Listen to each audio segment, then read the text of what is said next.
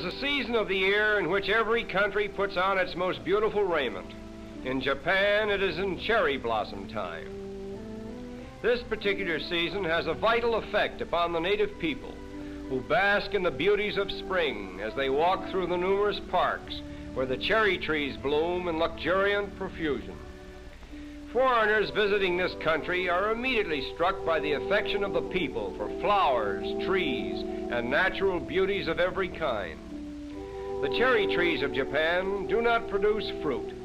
They usually blossom during the month of April for a brief but glorious existence. We marvel at this love of beauty which inspires these people to devote so many of their cherished acres to the cultivation of trees that bear no fruit. The magnificence of the cherry trees' flower-laden boughs and the picturesque flutter of their falling petals inspired an ancient poet to liken them to the soul of Japan, a beautiful illustration of the character of the Japanese people. They worship nature, and it is by such scenes as these that their greatest art is inspired.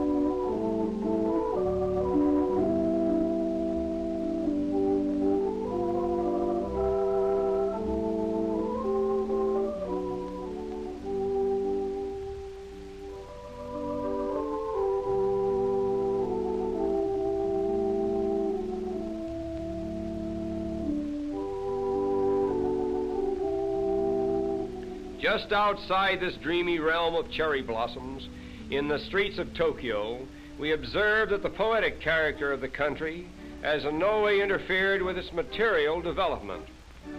Tokyo is the capital and largest city in Japan, with a population of over 2 million people. Due to earthquake destruction, this city has few ancient landmarks.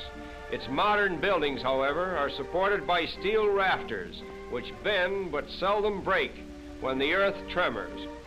At one of the royal palaces in Tokyo, we are reminded that Japan can boast of an imperial family of unbroken lineage, reigning over the land for 25 centuries. Somehow, these modern buildings do not seem to be as fascinating as the sights in suburban Japan, where the cherry trees bloom and the air is perfumed with the fragrance of spring. This is the famous Kintai Bridge, regarded as one of the most typical and picturesque of the thousands of bridges that span the innumerable waterways of the island empire.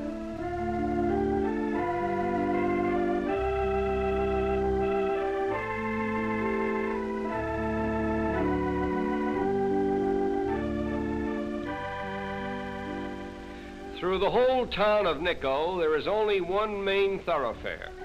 And here it is. And here is a reception committee that has turned out to welcome us.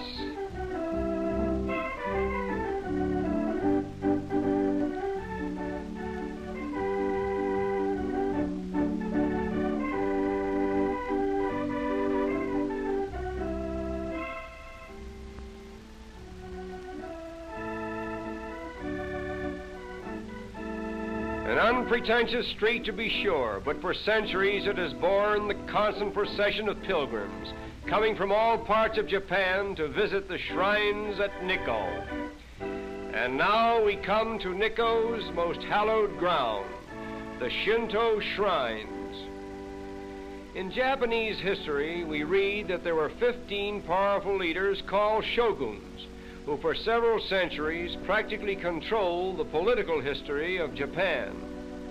The greatest of the shoguns are buried in Nikko, and these shrines commemorate their memory.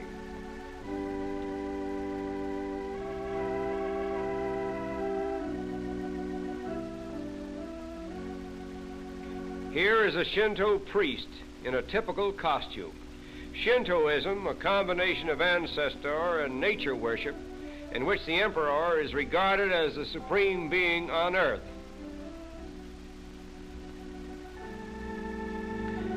Upon the outer walls of this building are 2 original wood carvings of 3 world-famous monkeys, illustrating the golden rule of Confucius: hear no evil, speak no evil, see no evil. With this wise thought in mind, we journey to Kamakura, where we visit the great bronze Buddha.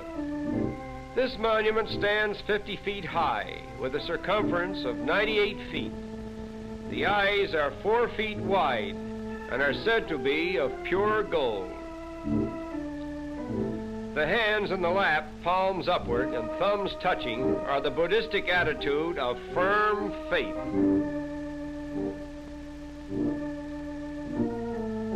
In Japan, one can be a Shintoist, a Buddhist, and a follower of Confucius at the same time without friction.